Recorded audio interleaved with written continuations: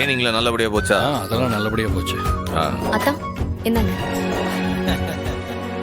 Sorry Ratna, நடந்ததை அம்மா சொன்னாங்க, நான் இல்லாம போயிட்டேன். இல்லைன்னா அந்த வீட்டில் இருக்கிற யாரையும் நான் சும்மா விட்டுருக்க மாட்டேன். எதுக்குத்தான் சாரி சொல்றீங்க? இப்பதான் நான் நிம்மதியா இருக்கேன். ஒரு தெளிவு கிடைக்கிறதுக்கு இவ்வளவு நாளா இருக்கு.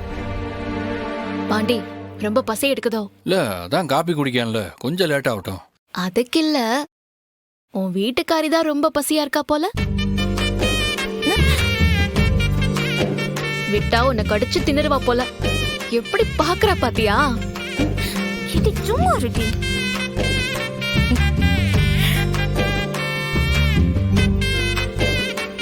மாமா, எனக்கு என்ன சொல்றதுன்னே தெரியல. நான் வீட்டில் இல்லாதப்போ எங்க அப்பா என்னென்னமோ ஆட்டம் ஆடி இருக்காரு.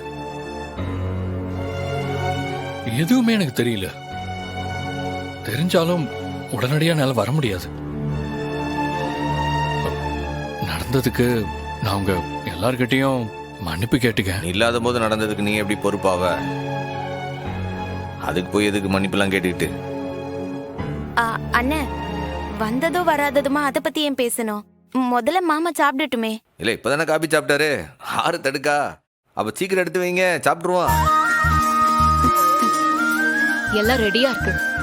பாண்டிக்கு தலைவாழை இலையில தான் சாப்பாடு போடணும். நான் போய் தோட்டத்துல போய் பறிச்சு எடுத்துட்டு வரேன். இல்ல அசிக்கு, கிளம்பு போலாம்.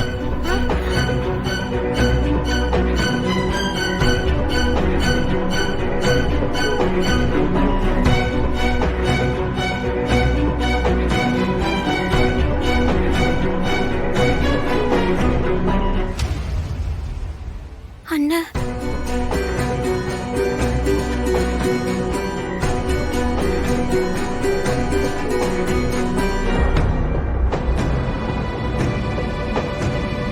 ஏம்புல பேசிட்டு இருக்கிறது நான், எனக்கு பதில் சொல்லு. வரியா இல்லையா? அண்ணா,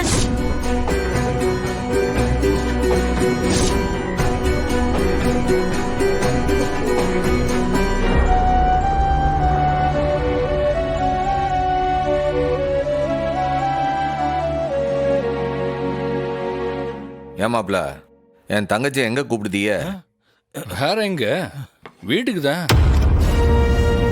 என் வீட்டுக்காரி தானே, அதான் கூப்பிடுதேன். மன்னிச்சுக்க பாண்டி, என் தங்கச்சி இந்த வீட்டை விட்டு எங்கிட்டும் வரமாட்டா.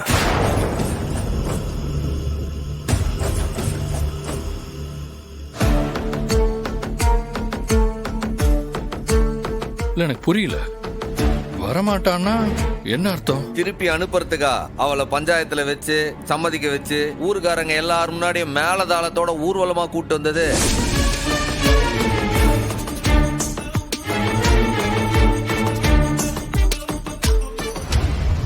அவ இனி இங்கதான் இருப்பா, எங்கிட்ட வரமாட்டா. இங்கதான் இருப்பான்னா என்ன அர்த்தம்? 2 பேரையும் அத்தோட போறீங்களா? அத்தோட போறேன்னு நான் சொன்னேனா? அதுக்கு அவனை கூப்பிட்டு வச்சு விருந்து போட்டது. அவ அந்த வீட்டுக்கு வரமாட்டான் தானே சொல்லுதேன். இது எசைக்கும் பாத்தியமான வீடு தானே. அவ இங்கதான் இருப்பா. ஏங்க, என்னங்க பேசுறீங்க? அவ இங்கேயும் நான் அங்கேயும் வாழ்றதுக்கா 2 பேரும் புருஷன் போட்டாட்டியா இருக்கோம்?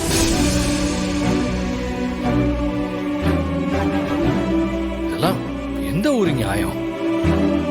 அண்ணா ப்ளீஸ், கொஞ்சம் பொறுமையா பேசு, கோவப்படாத. வேற எப்படி என்ன பேச சொல்லுத? இதுல என்னோட தப்பு என்னன்னு சொல்லு. எல்லார்கிட்டையும் சொல்லிட்டு தானே ட்ரைனிங் போனேன். தப்பு செஞ்சது யாரு? நம்ம அப்பன்.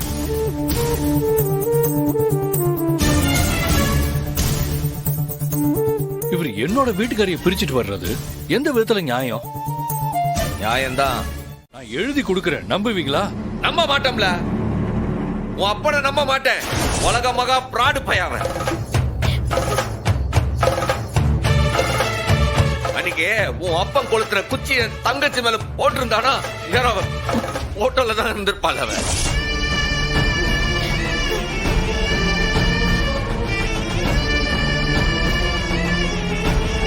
இன்னைக்கு உனக்கு பொண்டாட்டியும் இருந்திருக்க மாட்டா, எனக்கு தங்கச்சியாவும் இருந்திருக்க மாட்டா. அதெல்லாம் சரி, ஆனா என் கூட வாழ விருப்பமா இல்லையான்னு உங்க தங்கச்சி தானே முடிவு பண்ணணும்.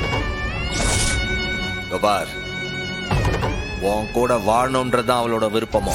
நீங்க 2 பேரும் சேர்ந்து வாழ்றத நான் ஒன்னும் தடுக்கல. ஆனா அவ உசுரோட வாழணும்ன்றதுதான் என் விருப்பம். என்னையா சொல்ற? உனக்கு அவளோட சேர்ந்து வாழணும்னு ஆசையா இருக்கா? ம். அப்ப நான் இந்த வீட்டு மருமகனா அவ புருஷனா வந்து வாழு. நார இங்க தடுக்க மாட்டாவ. எப்படி பார்த்தாலும் நீ அத்தம்மாவன் தானே, எங்கள ஒருத்தன் தானே, நல்லபடியா பாத்துக்கிடுவோம்.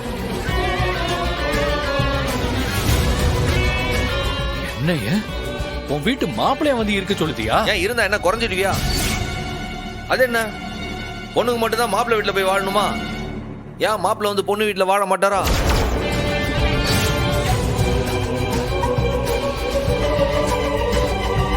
ஏன் ஊர்ல உலகத்துல நடக்காதா? நான் இங்க சொல்லிவிட்டேன். ஊர் உலகம் என்ன சாதாரணமா பாக்குமா? தயவு செஞ்சு புரிஞ்சுக்கோயா.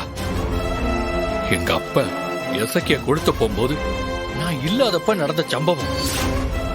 இப்ப நான் வந்துட்டேன். உன் தங்கச்சி மேல ஒரு தூசி கூட படாம நான் பாத்துக்கிட்டேன். அவளை என் கூட அனுப்பி வையலே. உன்கிட்ட சொல்ல வேண்டியதெல்லாம் சொல்லியாச்சு. மரியாதையாவே எல்லாத்தையும் சொல்லி முடிச்சாச்சு. உனக்கு புரியலன்னா கிளம்பி போ, அவ்வளவுதான்.